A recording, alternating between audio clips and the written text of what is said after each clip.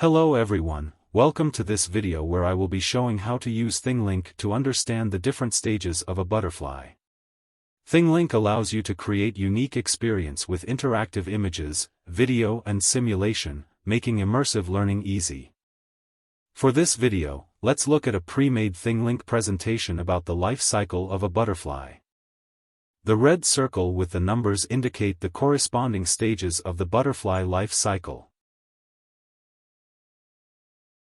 The plus button displays some information about the stage when you click on it. Some of the stages have a play button, which would show a video talking about the specific stage of the butterfly. That's it for the video, thank you for watching.